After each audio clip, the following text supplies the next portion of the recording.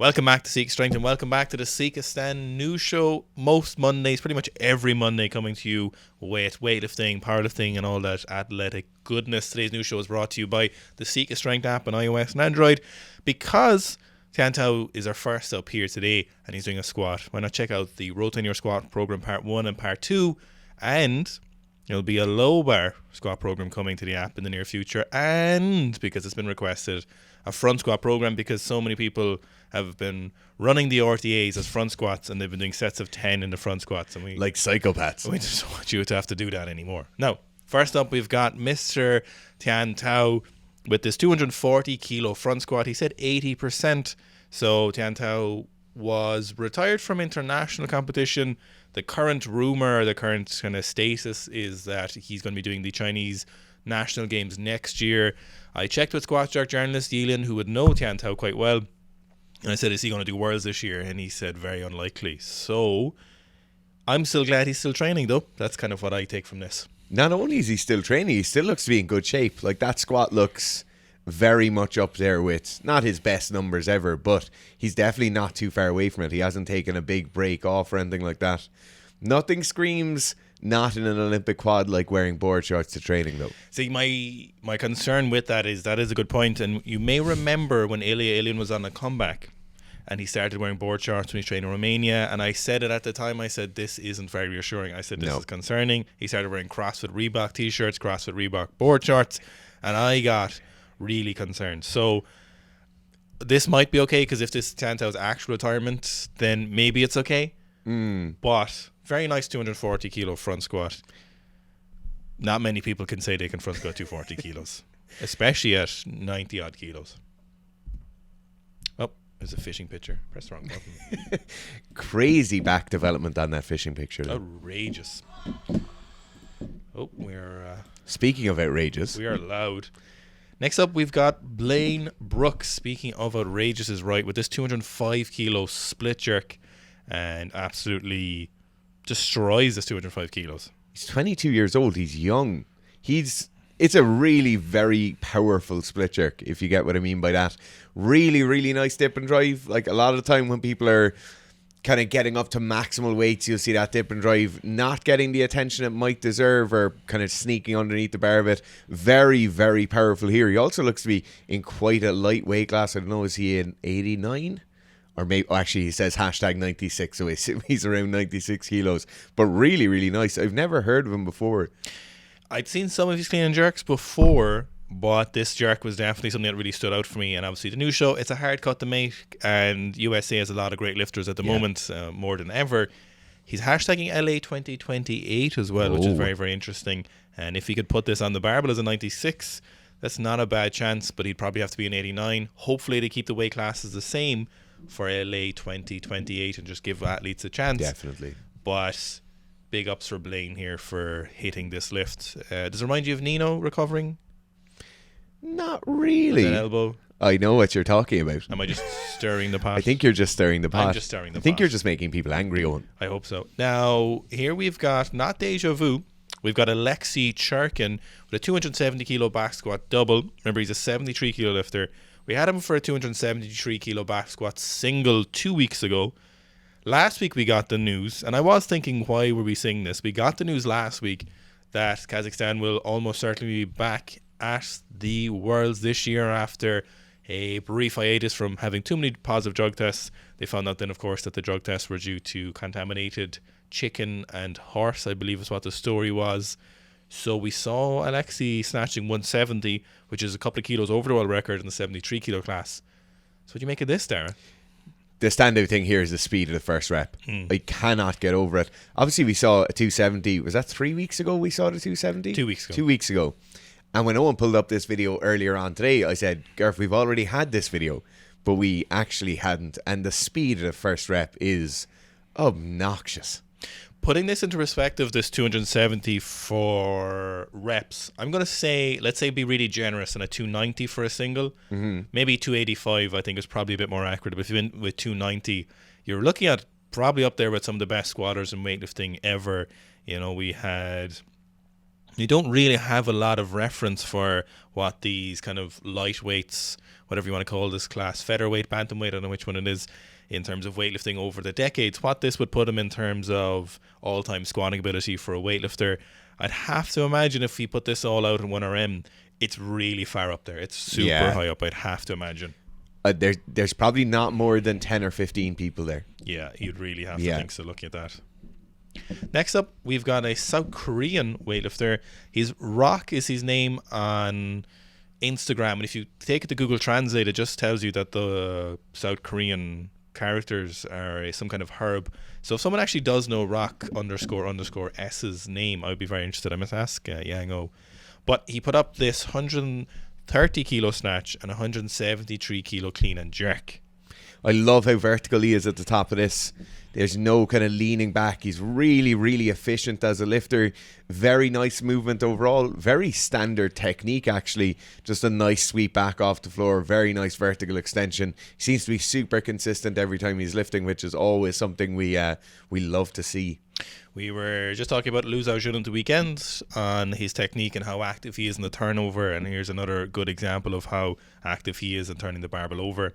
Then this 173 kilo clean and jerk is obviously near maximal for him, and what's really impressive here is the skill he displays in moving that barbell, which is moving at a max deadlift pace for a lot of people, and he still manages to hit maximum explosive phase in that turnover and gets under it obviously incredibly quickly. And then he's got the mobility to bury himself, so he's maximizing all the available attributes to him when you are trying to do a heavy clean.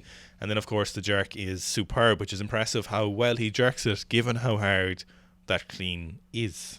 Speaking of maximizing things, a thing we'll always get with people, they'll try and dip and drive very, very quickly in order to get that kind of bend in the bar, get some of that stored energy into the steel. Now, at this point, 173 kilos, you're definitely getting a significant bend in the bar, but particularly when you look at the speed of the dip and drive and how well timed it is, he times that bending of the bar absolutely perfectly, which then allows him to make that look like a very, very easy jerk, even though it's obviously insanely heavy. Here we've got Ella Nickelson. So she is an excellent weightlifter. We've had her on the new show a few times before, but she has this 108 kilo snatch with a very, very janky save, really impressive save, where she had to do a little duck walk, which is very impressive, and saved it then no problem. And then 125 kilo clean and jerk. The big thing that, to be honest, that stood out for me on this is her clean. So there's two things I really liked about her clean on the 125. The really aggressive foot movement, so she catches the bounce incredibly well. She's under really fast, and that foot movement where her feet are actively leaving the platform helps massively. And then of course you have this excellent posture because she's holding that hook grip, which is very useful if you can do it. So she's standing up in this fantastic posture, and then she's very efficient, and allows her the best opportunity then to make a very, very strong jerk, which she does. Now, the save on the snatch, obviously we've had some amazing saves on the new show over the years. You've probably seen some amazing saves at international weightlifting competitions. This brings up the question of how much mobility is enough mobility and when should you stop working on it. So for a lot of us, if we have mobility restrictions in the shoulders, the hips, the ankles, we'll tend to work to the point where we get to the ideal framework or the ideal technique we want. Maybe we're able to hit the bottom of the snatch catch position we want. Maybe we're able to get the barbell overhead in a good position in the jerk. And most of the time, we'll kind of stop working on mobility there because we've achieved what we view as a prerequisite for hitting those ideal positions. Now, in this case, you'll see the ultimate example of what the added extra 10% or 15% of mobility will get you. So in this case, she hits the bottom of the snatch, she catches the barbell very, very well, she's achieved those ideal positions, but then due to the barbell being slightly out of position or it just being exceedingly heavy, she uses that extra kind of 10 or 15% of that ankle range of motion in particular to be able to bring that knee forward to be able to save the snatch. So it's not just a point of building your mobility to the point where you're able to achieve those ideal positions, but having that extra room in there, as long as you're stable, can actually help you to save some of those lifts as well.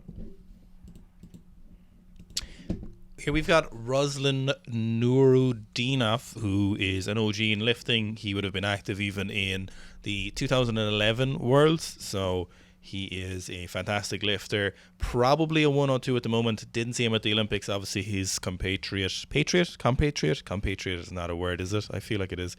His partner in crime from Uzbekistan. Akbar took his place, and Ruslan's still active. He's been putting up some training lifts, and we have this 180 kilo double. So you may remember the winners in the Olympics just recently gone, the 102 class, were hitting about 186-ish across 2 or 3 different lifters, and Ruslan's probably making a gun for the Worlds later this year, which are in December in Bahrain, I think.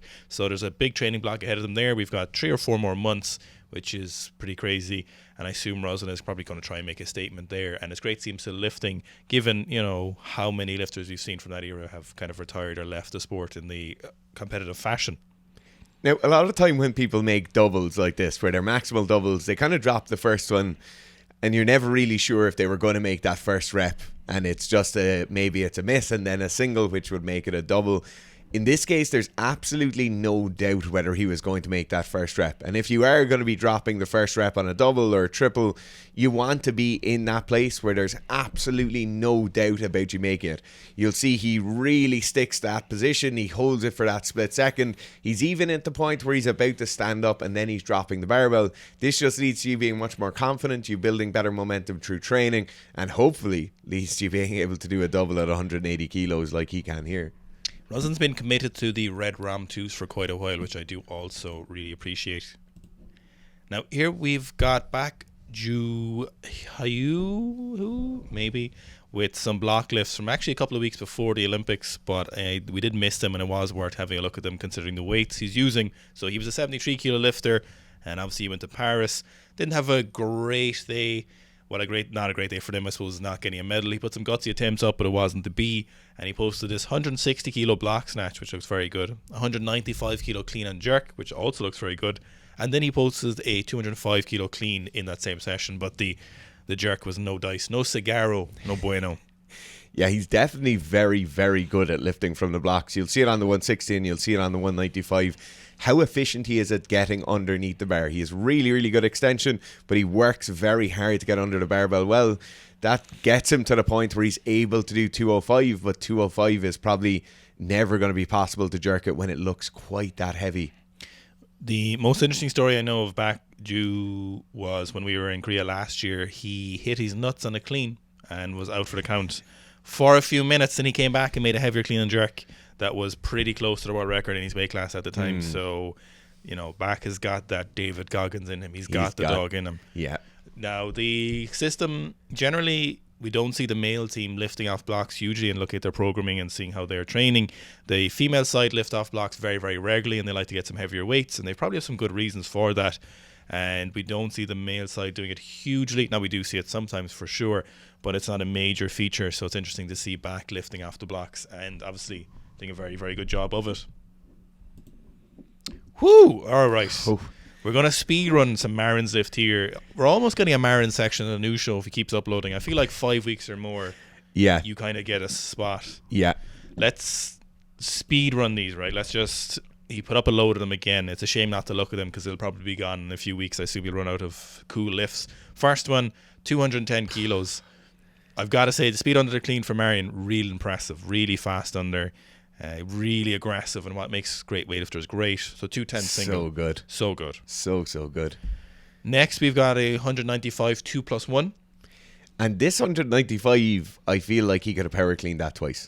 Yeah, it's interesting. That kind of was a power clean. Yeah. I know he's got a weird bottom position. I know it's kind of high, but let's look how deep the second one is again. Now that you mentioned that, I didn't pick up on it the first time. Even just looking at the barbell height on these, it's crazy. Particularly on the first one, he does just catch that so high. I feel on the second one, he shoots his feet a little bit wider, maybe affording him that bit more depth in the bottom position.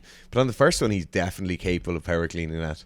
Then we have a 170 kilo snatch for a double, which is very, very good. And he's wearing the same coloured shoes, interesting as well, which I'm sure is keeping Dara happy. It really bothers me, the different colour shoes. So very, very solid, really good double ratio with straps and training, so that's nice and solid as well. Then we had this 200 clean plus power clean plus jerk, which is really, really, really interesting to see him doing the power jerk. Clean is fantastic, really shines in the clean, arguably one of his better lifts. Really nice power jerk. Yes. And then nails the split jerk as well. Yeah, he was obviously on a serious tear before the Olympics. Even last week when we were looking at some of those videos, he was in great shape coming in. And obviously he did perform quite well at the Olympics. But these lifts are right up there with the best in the world. And then lastly, he finished with 200 kilo clean and power jerk, which is kind of reminds me a little bit of the Ilin era, where he used to do kind of power jerks or squat jerks randomly. It used to be a big thing about 10 years or before, more that it was like you had a day when you're doing power cleans, you'd always do power jerks with them. It was this kind of a thing a lot of people did in their programming. It seemed to have fallen out of favor in recent years. Not really sure why. This was kind of a limiting factor. It didn't really matter. It doesn't make a huge difference either way. If you're wondering, it's not something that's going to really add much to your training or change any outcomes in your training at all. But it was really common, and it was just kind of a novel way of being like, okay, today I'm doing power cleans and power jerks because it's my off day or my lighter day. It's a bit of kind of auto-regulation, really, just stopping that weight from getting heavier. Yeah, we were blasting Snaznol as well at the time, so I don't know, was that anything to do with it? Next up, we've got Izzylorenzi, who is an Australian weightlifter with 102.5 kilo hang snatch. So good here. So good. Izzy over the years has had really good hang snatch numbers. She's always very, very powerful. It's slightly deeper than what you'd see, like what we commonly refer to as like the American hip style snatch. She does have much more of an extension. She does use more of kind of more hips rather than it just being a dip drive and whip the bar up overhead. It is very nice. And in my opinion, it translates much better into the full snatch or snatch from the ground. Yeah, excellent lifting for Izzy. So very, very good lifter. Across both the lift, strong squats as well. Very, very strong. The last crazy thing about that is I think Izzy had like food poisoning for a week before she did that. Holy shit. Yeah. Here we've got Sarah Barnett with a 182 kilo back squat for a triple.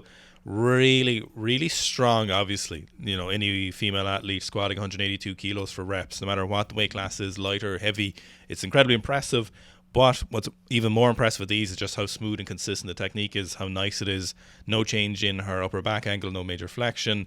Really nice use of the legs, really consistent positions. So super lift, very, very impressive. Really nice smooth tempo as well by the looks of things. And each of the reps technically is the same. Probably a rep or two more in the tank there, which could be putting her close to 200 or over 200 even if. So hopefully she's going for a single soon. If she hasn't already, then we've missed it.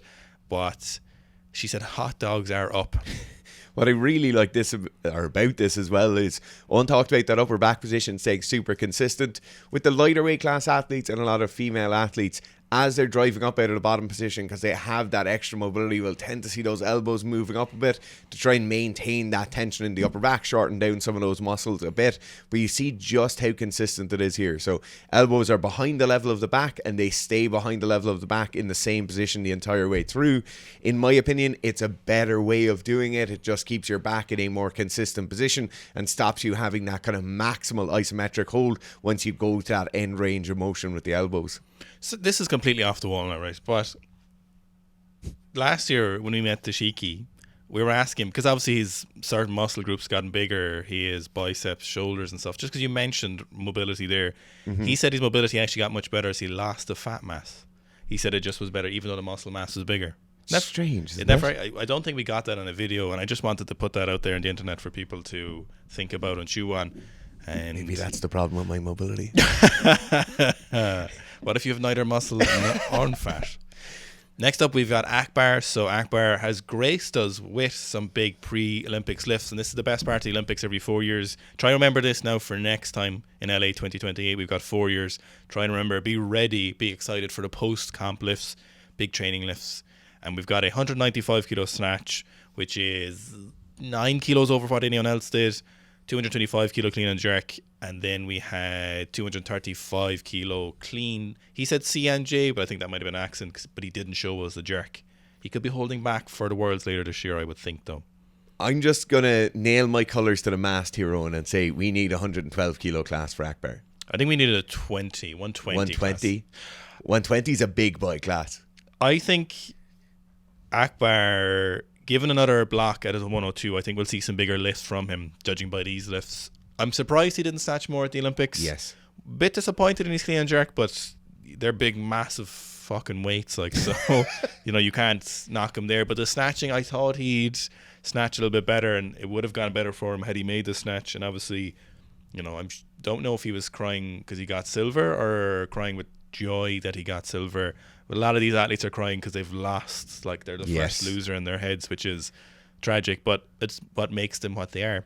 Just seeing it now, it's clean front squat and jerk at 225. Sorry, it is a clean front squat and jerk. Sorry, I completely omitted that. Yeah, it is.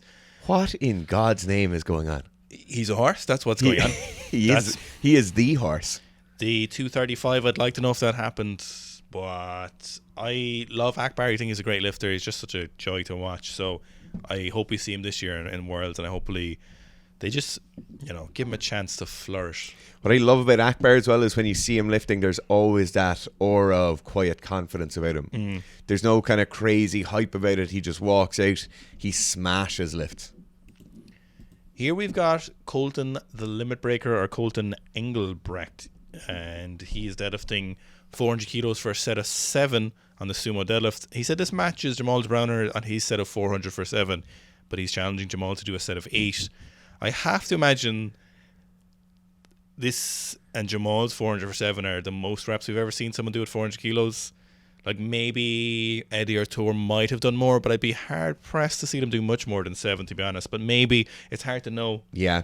We've spoken about this a number of times in the last couple of years now, that we have a large crop of professional powerlifters now who are contemporaries to each other, and they're hitting big numbers and they're really pushing each other on. And this is the kind of ultimate outcome. We see athletes, not so much the direct challenge as the important thing, but we see contemporaries pushing each other's numbers both in training and in competition. We see a massive amount of lifters there. There's probably 20 guys like this at the moment, maybe not quite at this level, but pushing these world record style numbers. They're not actual world records, but they're numbers that we're seeing, whether it being volume PBs or volume at a certain weight PBs.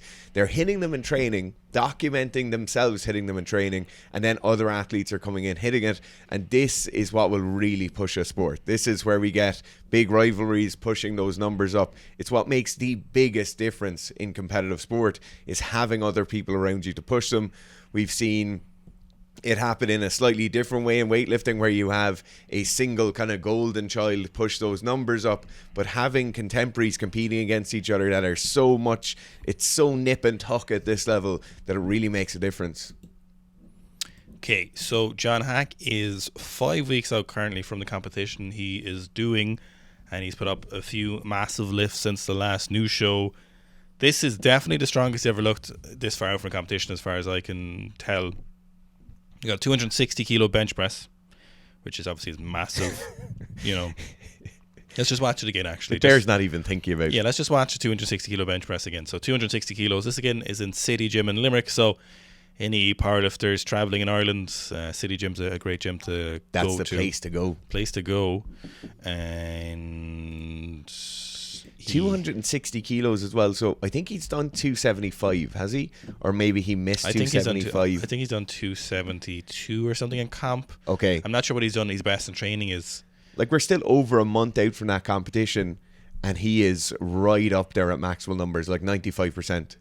So this is a 405 kilo deadlift. So we saw him last time hit that 410 PB, and then he did 420 in competition. And so given how easy this 405 is, I don't want to curse John, but things are looking pretty good. Absolutely. I will say as well, things are looking good in a way where he's in amazing shape. He doesn't seem to be talking about any injuries or soreness in any of the videos. It seems like the program is going very, very well. This 365, lads, if you're listening to this and not watching the video, just watch the video here for a second. This 365 is insane. Depth really, really good. Great speed throughout. I can't imagine what he's going to hit at that comp. He does look noticeably more jacked than he has before. Certainly leaner and more jackeder. So I wonder, is he closer to that weight cut? Is he going to do that one more at 90 or 89 or whatever the exact weight class is?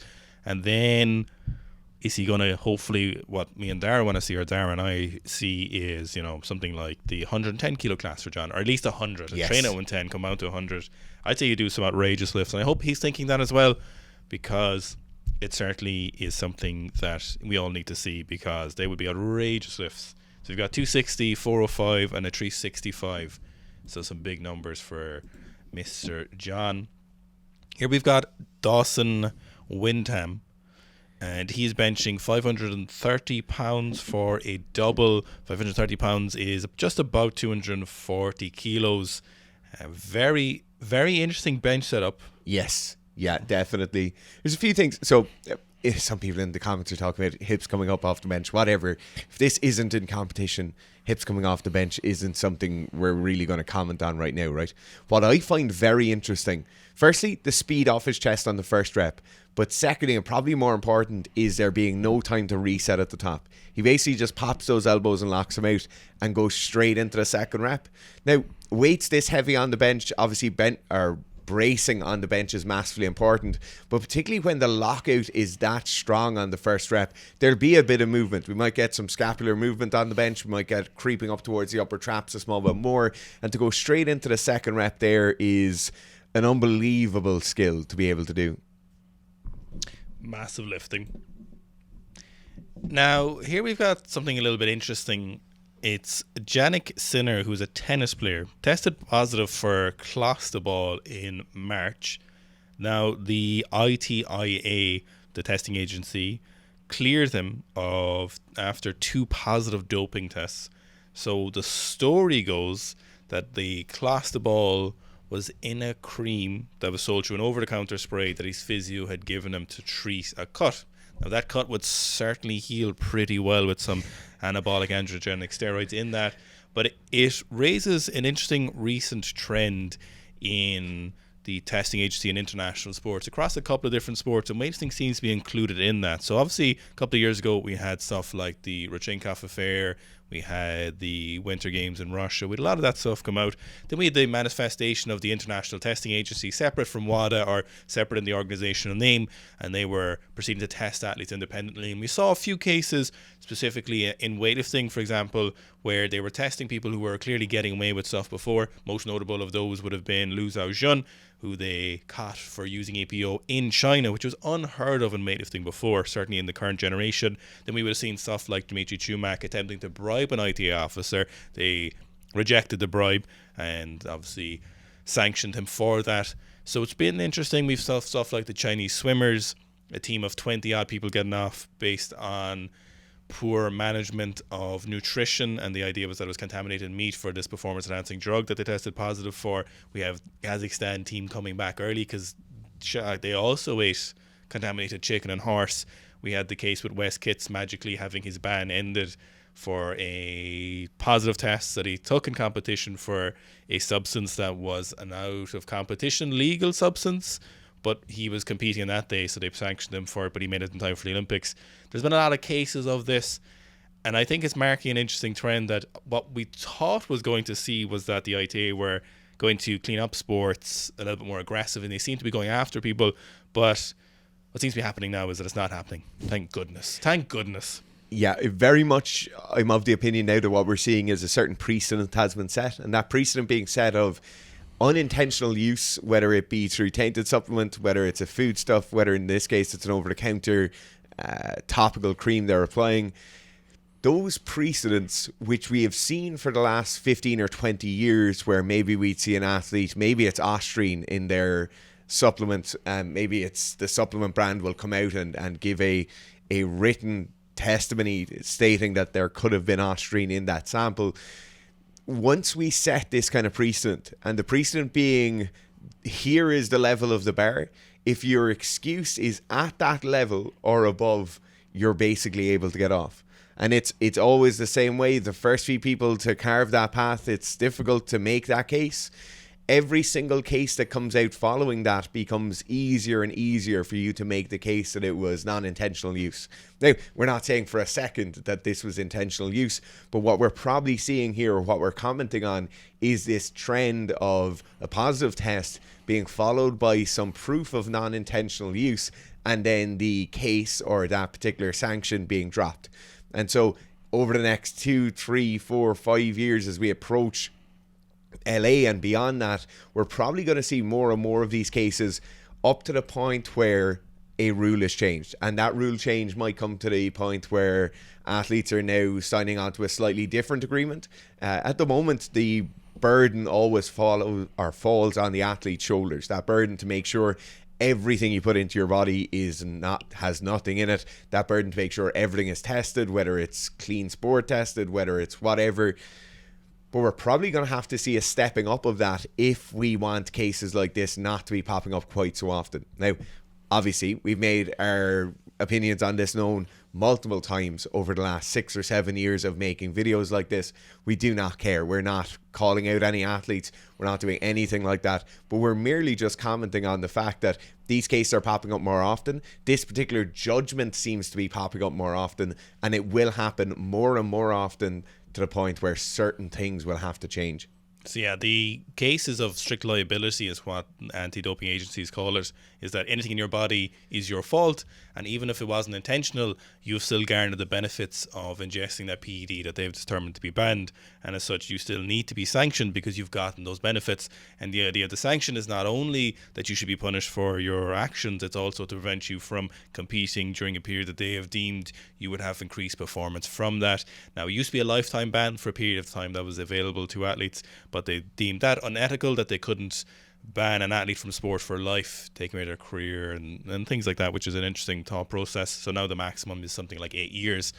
So anything in your body, originally the party line, and if you read any of the anti-doping policies in any sport you're probably in, if it's tested, they'll say that, and there's reasonable reason to take them at face value in that regard, but it doesn't seem to be holding up. So it is interesting. It'll be interesting to watch the next Olympic quad across multiple different sports. And I know tennis is a bit different, obviously, because it's a very, very, very, very active pro scene, and there's obviously a lot more going on there, and there's a lot of money. It's like golf, even though, and soccer, which are other sports in the Olympics. It is interesting to watch those along with the sports in the Olympics who are purely Olympic sports, or by and large Olympic sports. Now here we've got Adin. I assume that's Adin. I think that is Adin. That would be Adin. As an Irish person, I'd be calling that Adin. So this is supposed to be by Rusty Whitt, and this is one of his football players squatting 545 pounds or 246 kilos for a set of 3.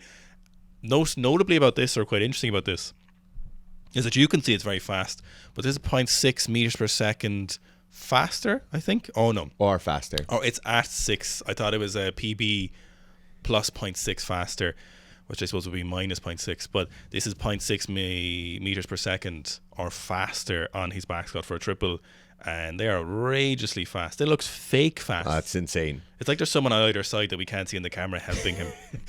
When we see football players, rugby players, whatever the sport is, judo players, as they go from their off season, where they're really pushing those top end strength numbers, as they go from off season to pre-season, we tend to see, generally speaking, a move in this direction. So absolute weights on the bar become smaller, speed at which the barbell is moving becomes faster, and then a lot of coaches, particularly in this case you'll see an actual velocity measurement on the barbell, a lot of coaches will prioritize that speed. So we'll go from possibly a strength and hypertrophy block to an absolute strength block into a power production block, and here 0.6 meters per second is very, very fast. So we're certainly in that speed strength area, we're certainly in that maximal power output bracket, but this is very, very common in kind of August and September time. So belt on, weightlifting shoes on, spotter not touching the barbell, measuring the barbell's velocity, all very, very good stuff to see in a sport, and very, very useful. So this is actually a couple of weeks ago, so we're moving their big weights at a very, very interesting time. So if you're ever wondering when you talk about how should your in-season weights move, this is actually kind of how fast they should be moving when you're looking at barbell speed. Anything slower than this, they probably shouldn't be on the bar while you're playing your sport, or most 95% of your reps should look this fast. Maybe not at 246, that's not fair to expect, but at other points it might be. Now we actually had a little admin mess up here, but Hagen snuck into the athlete section. But because it's 375 kilo high bar, I think we'll allow it if the jury will allow me a video, a submission in the athlete section, which is actually in the strength section. This is Hagen Henderson. You've seen him a lot on the news show before. I hadn't seen him in a few months. And then wham, out of nowhere, he pops up with this 375 kilo high bar squat. Now, you might be wondering in terms of like super heavies and weightlifting, what's the biggest squat? So Mart Same of the current active regime in weightlifters has high bar squatted 400 kilos. You can check that out on his YouTube.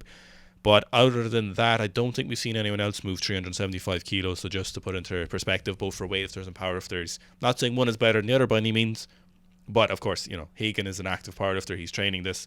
But just to put in perspective that high bar capacity, because in my experience, weightlifters are pretty good at squatting high bar. Yes. So I've heard. That bar position is absolutely gorgeous on these. This is what we always recommend athletes moving towards. So what you're seeing there is the barbell sitting on the widest part of the shoulder, that kind of bony process at the back of our shoulder.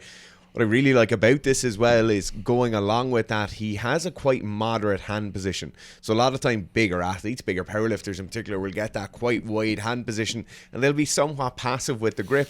You'll see here, although he's false grip the bar, he's still active with it. He has a nice straight wrist, keeps those elbows back behind the level of the barbell, and just leads to that really nice upper back position we see here.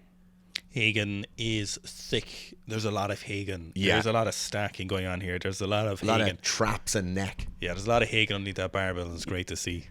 I feel like I'm knocking that key. Well, next up, we've got what is, of course, not current. This is not news, but this is Werner Gunther. And if I said that wrong and if it annoys you, you can just go to hell. Do you want to go and watch another new show? Yeah, watch another new show who brings you every week. So this is from that very, very famous training footage. We did a reaction to it, and you can very easily find that. But this is one of our favorite rows. It's just nearly impossible to set up. Even if you have a GHD, it's very, very difficult to do. But it's such an excellent variation because you get a lot of the back involved in this row variation. And it's a little bit of mobility as well, which is quite interesting. But it's a wonderful clip, and we just had to include it. Look, the other thing we have to talk about here is the real hero of this clip, and that is the coach. Full matching red tracksuit. I think he might be wearing a weightlifting belt as well. Massive moustache, and he is under massive pressure to keep Werner Gunther on that bench. I'm pretty sure it's a tracksuit, but if he is wearing a belt, were he to be wearing a weightlifting belt, I don't think that would be in any way unfair, given that he's trying to hold Werner, who's 5 or 6'6", massive, like 140 kilos of 10% body fat. He can wear a belt when he's doing his isometric holds on Werner here. He probably should be. What's really interesting about this here is the tempo Werner is using in these. So he's being super controlled throughout the whole rep. So through the concentric or through the eccentric, he's really controlled, really smooth in the concentric on the way up. But then he's just being super controlled through the whole aspect, which I'm sure is in effect to keep himself safe, but also allows for consistent, reliable reps, and also keeps his coach safe too. You know, to kick your coach in the face. He also does a really nice controlled eccentric when in that back extension position. He brings the barbell down to the bottom of the row position and then comes back down to the back extension. Now, the only thing is, I bet Werner could do a forward handspring out of this, or a forward flip. It should anything go awry, I've no doubt. Next up, we've got Trevor Gunning, who posted a clip of Jordon Giest, a thrower, doing an isometric mid-thigh pull. And if you've ever read any scientific sports science paper ever, or some master's student has tried to wrangle you into their master's study, you've probably done a mid-thigh isometric pull. Very, very common piece of apparatus used across multiple studies. And Jordon pulled 8,599 newtons, which was the equivalent of about 860 kilos worth of force going through that barbell at that mid-thigh. Now, if you're in a semi-professional setup or professional setup, or you're in a university like Owen talked about, and you have access to something like this, so a dual force plate, an ability to put a maximal isometric force through those force plates, this is a really valuable measure. So imagine we get an athlete in, it's at the end of the season, maybe they're fatigued, maybe they have some niggles from that throwing season or that track season, that football season. Getting them to do something like a maximal HIGHBAR deadlift can be somewhat problematic. We open them up to the risk of injury. Maybe some of those niggles are holding them back from being able to do that maximal HIGHBAR deadlift. But we can get them into a mid-thigh position, a position which is very, very safe to pull a massive force through, and then get them to put all of their force into those force plates.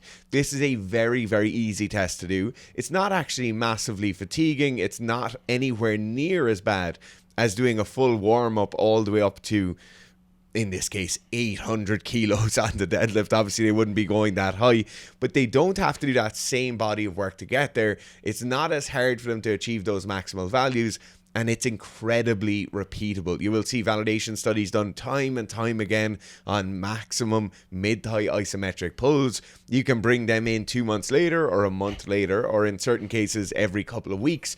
Keep tracking that as they're doing their off-season, as they're doing their big strength lifts. See how that force number increases over the course of those weeks or months, and then we get a really valuable, repeatable metric for how well those athletes are progressing. A couple of interesting things about the isometric pulls is, one, they're incredibly fatiguing, and if there's something you're doing frequently in training, they will make you more tired, obviously, because you're putting maximal effort into a barbell-like apparatus, so you're going to be pretty fatigued after it, and they can be quite painful on some lifters' joints if you do them too frequently. The interesting thing to note about mid-thigh isometrics or any isometric training is that they don't really work both ways. So if you see that force training going up and the athlete's strength training going up, you won't, and you'll see the mid-thigh isometric pull values going up alongside that in the right places. You won't see it going back the other way. So if we just spend all our time during mid-thigh isometric training in conjunction with some training, we don't see it really having a meaningful effect back onto that regular lifting. The last interesting thing about this, the data they're getting out of here actually shows a bit of asymmetry. So they're saying a 6.5 asymmetry favouring the right, I assume, which is very, very interesting, because there does seem to be some emerging research that larger discrepancies seem to predispose you to potentially injury and certainly a performance decrement. So there is this idea that no athlete is asymmetrical and they're all just wacky and crazy and none of them are the same, which is reasonable, but there seems to be a certain value that once you get outside that does seem to predispose you statistically. So again, statistically, so if you come along and say, well, I had a 20% and I haven't been injured, just calm down. Like, statistically is what a lot of the research seems to say are emerging, seems to be that you might have a higher chance of injuring yourself. And if you listen to a lot of good physios or, I suppose, practitioners in that side of things who rehab people, they'll have probably told you the same in practicality. So it's nice to see some of that research lining up. And again, it's not to say that you have to have a zero there, but there does seem to be a threshold that once it gets too large, does seem to predispose you to worse performance and potentially injury, or both of those. We'll probably take a couple of more larger studies to really get in there, but we would be watching those watching those with interest. Lastly, we've got the French and Fijian Rugby Sevens team doing some not only hill sprints, but hill sprints on sand and some partner work. Now, I don't know if you've done a lot of dune work or hill sprints on sand dunes. It's about the worst thing you can do in terms of that buildup of lactic acid, in terms of how fatiguing they're, in terms of breathing in the sand from the people who are in front of you, and particularly this one at the end, which I assume is a finisher. Everyone bound together and going up at the same time is actually very, very fatiguing. What you've got going on there is all of the sand moving rearward, so the people at the front actually have the easiest time by far. It's people at the back who are working on that really loose, really soft sand. Getting that pouring down on top of them is incredibly difficult to continue moving through. Now, there was a massive trend years ago that the more work we do on sand, because we have to work harder to plant or flex, we have to work harder on the calves, that it's very, very good for sprinting. Obviously, a lot of sprinting research that has come out since that would suggest that kind of faster sprints get people faster, but it's definitely a great one for kind of physiological grit, psychological grit, the ability to push through pain, the ability to maybe bring that lactic threshold up slightly. Sand dunes will get you there. The most interesting thing for me about this is I didn't know they made Fijians small enough to play on a Rugby Sevens team. And what you can actually see in the distance, just in the bushes, is actually an All Black Scout looking to steal them for New Zealand. Here for me. Yeah, you come on away over here. You have to do the longer runs over this. So I hope you enjoyed today's news show. And I hope you're having a great weekend. You're about to have a great week, or your week has started great. Whatever part of it, I hope it's all great. Don't forget to check out the Sikastrength app on iOS and Android. Thank you for everyone who DMs us and tags us in stuff. Remember, we don't see the tags because Instagram has gone crazy, but do DM it to us. Anything you see, athlete related, strength conditioning, weightlifting, obviously, and powerlifting, any strength training stuff, just DM it to us and we'll filter through that, and it makes the news show much better than it would be otherwise. So thank you so much.